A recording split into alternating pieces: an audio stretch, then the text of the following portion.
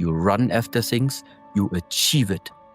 But instead of even holding on a moment and enjoy your achievement, be proud of you, of what you have achieved.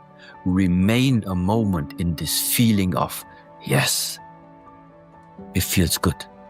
The problem is that we already put the next goal and start running again. So one is just leading to the fact of you never stand still. You don't find your peace. If there's happiness, there is sadness. If something can rise, something must fall. If you can attain something, there's something to lose. That's why I don't know what type of happiness you mean. Being satisfied with where I'm standing, yes. Does it mean that I don't have hard moments? I have hard moments. And that's why for me, like, what is it I ultimately look for? I would call it's just peace. When my mind is flooded with so many possibilities, I just have become more conscious in really deciding in what do I really want to invest my lifetime. Is it worth it to attain it that I'm working for right now? And if I still come to the conclusion, yes, even though this lifetime is limited, but to experience whatever it is, yes, it's worth it, I'm gonna go for it. Well, then do it. The only thing I try to really prevent people from doing is unconsciously following structures and patterns and cycles. In the imagination, it's gonna give them something that they're longing for, but it won't. Why would I in the first place go into action at all? So why would I go into doing something? Because apparently something is lacking. Why would I set a goal? Because I assume that when I reach the goal, it's going to give me something that in the moment where I'm setting the goal, I don't have. So this is why doing or going into action or achieving something comes into play. Why would I need to achieve something if in this very moment I don't feel like I'm missing anything, that there needs something to be achieved? So this is where on the one side we have this area of doing, achieving, going into action. And now just imagine you would be, let's say, the director of your own movie. Jump out of the body and watch yourself right now. You are sitting like with Shi Heng Yi, we sit on the same table and you are writing your story. How do you want to write the story? After this podcast, you want to feel uncomfortable, feel unsafe, feel unloved, unsatisfied with the whole life, cry or anything like this? Or how do you imagine what is a really nice way of living for you the next 50 years? And based on that, purpose can be different. You say, I do like the travel. I do like to invest this lifetime in this body to have the feeling at least that I can contribute something to all the fellow brothers and sisters that are around there. It makes me like I wake up, I like to do it. It gives me purpose. So it is something very, very personal. I do not believe that every human being has the same purpose. But now there's another type of purpose, which is more or less personally for me. Why do I think that in the first place we have been put with all these possibilities? And positively said, I do think it is a blessing being able to just experience.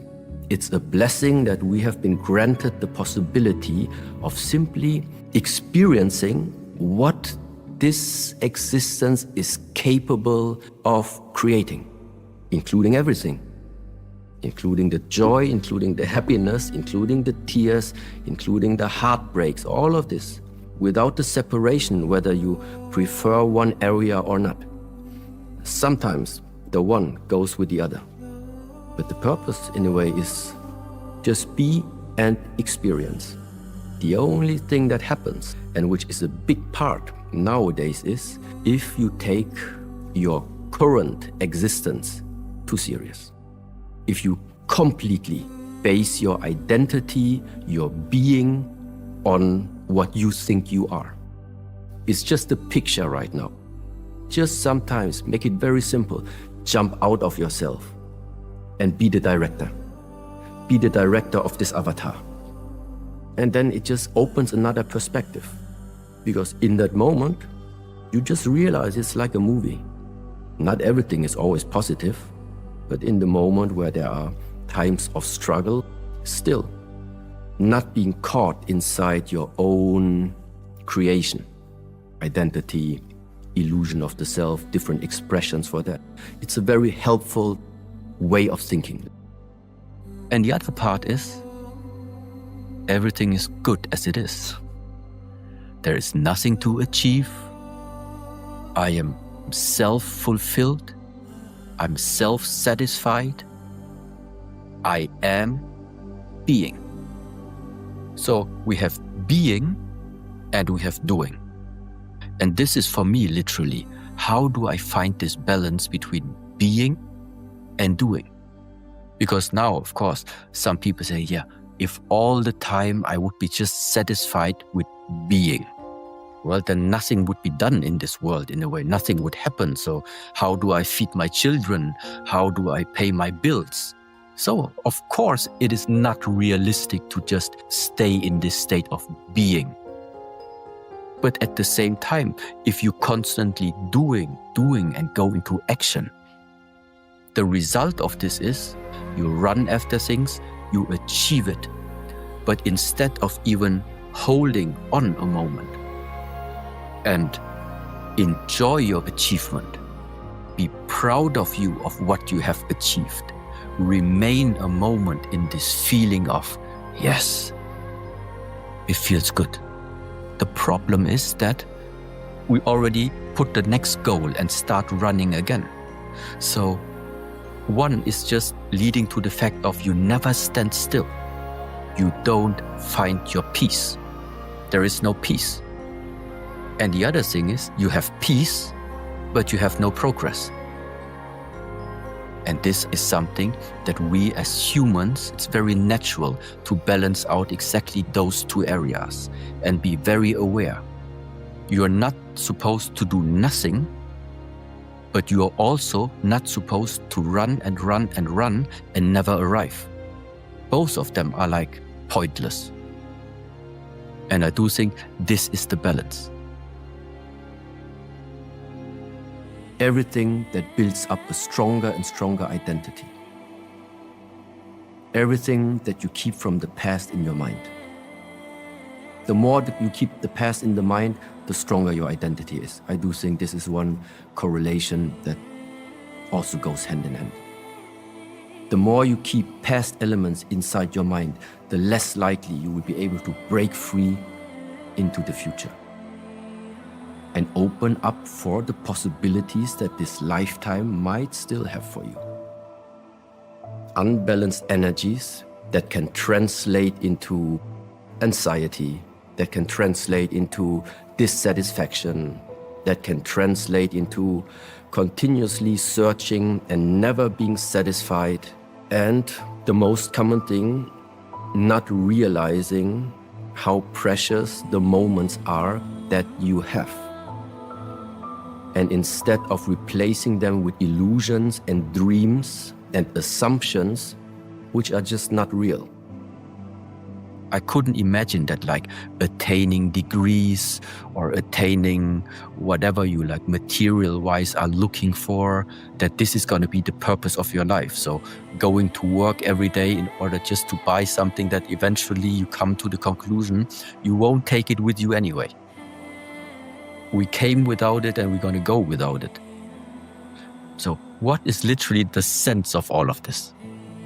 A certain amount of self-control. A certain amount of discipline. You don't let your emotions run over you. Even if something makes you angry, it's not honorable. It's not respectful to now shout out. You shouldn't do it. Be able to maintain your emotional states, maintain your temper, at least to a certain extent. This is where I would say it comes to self-control. You have this goal in the mind. You put all your energy, all your effort into trying to achieve that. You're 20 years old, you're trying. You're 30 years old, you're trying. 40 years already, you're still trying. 50 years, you still haven't let go of the idea.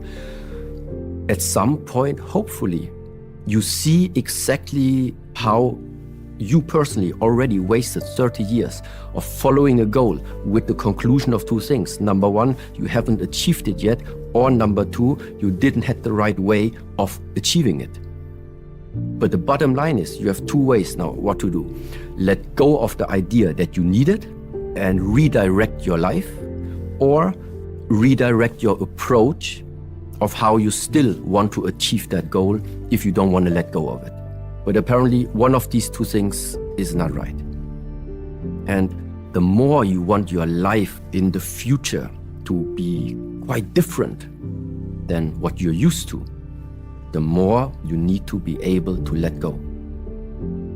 Let go of patterns, let go of the way of thoughts that you had in the last years and months. Now, if nothing changes about that, there will not come a new life. Now, if you look at your life, what are you? You are the representation, most probably, of all the ideas that other people have put into you. And if this feels unhappy to you, if you are not feeling well into your skin, well, you need to change your skin. Meaning, also starting to realize what actually is that type of stuff. What are these concepts, these ideas, these thoughts, these categories that people have tried to put into me, and slowly start to get rid of them. Returning back to the state, you came complete, you are complete. And now, because it's your life, stop wasting this lifetime trying to fulfill the wishes of any other person out there that have no interest in your life and that actually you also don't want to spend time with them. So don't take their advice so serious. What to do to build up at the same time now your self-confidence? Make yourself strong. Make yourself strong. How to do it? Always learn. If there is something to learn, learn how to clean, learn how to cook, learn how to wash the windows, learn how to repair the car. Whatever you can do, just do it. So that gives you that feeling there is something that you can do. You're not completely helpless. It's about as long as you have a healthy body and a healthy mind, there are so many different options in this world you are able to express yourself in. But in order to do so, it is necessary to also engage in life. Meaning, if there is an option to learn, of course you learn. And then merging this learning together with learn to build up the body. So mentally, you're going to become confident. Physically, you're going to become strong and confident. And before all of this, you have started to release all the chains of the ones that put you into chains that just don't mean anything to you. So cut the chains and then start to use this lifetime because it's your lifetime. This one, only one time. So stop listening too much to other people, how to live your life or whatever. It's about the self-expression of your own perspective about how you would like this world to be. It's somehow always the fear of losing something. Meaning losing something also in terms of fear of the unknown. So what are you losing? The known. Fear of the uncomfortable. What are you losing? Yeah, being comfortable. This is where I see where this fear is based upon. It's the resistance actually against growing. It's the resistance against finding out how big this universe is and what is possible in this world. What can happen is dependent on how much you can imagine. If something is not able to be visualized or being seen inside of your mind, inside of your world, that would mean it can't happen in this world. Rethink your life. Look at how is your life looking at the moment. How did you spend the last 5 years, 10 years? Do you maybe see some patterns in your life? Then you got the iPhone. Then you got the MacBook Pro, the big TV screen. Then the first car you had, a Volkswagen. Afterwards, you had a BMW. but there is a pattern behind there. Whenever you get what you want, you will realize that's not it. When do you start to realize the pattern that running after desires is not going to fulfill your desire? What you need is realization. What you need is wake up. Ask yourself, your satisfaction about life, is it based on a condition or not? Because this is what I would see right now. Everything that at the moment you want to have, always when you say, I need this in order to feel complete, I want this in order to feel complete, then it means your satisfaction about life is based on conditions. As long as I have many followers, I'm happy. As long as I have a family, I'm happy. As long as I have the car and the big house, I'm happy. The fact is, you do not have a guarantee. You do not have a security that at any point in time, you're gonna lose these things. First of all, latest, when the body falls apart, you're gonna lose them anyway. I cannot base my life on circumstances where I don't have influence on. And this is exactly what this life is about. Don't base your life satisfaction on circumstances where you have no influence on. If you have, well, then change them in a way that serve you. But there are many things we don't have. Then you are realizing your life is in your hands. Your responsibility is make sure that inside you're always full, or that you're feeling full. No matter what happens on the outside, nobody can take something away from you. Because the gift that has been given to you is the existence, is this lifetime in the first place. We already have been given the greatest gift of everything, existence. Now, don't let anybody interfere trying to take that away from you. So that means don't outsource the power of having your life in your own hands. Don't outsource this to external circumstances.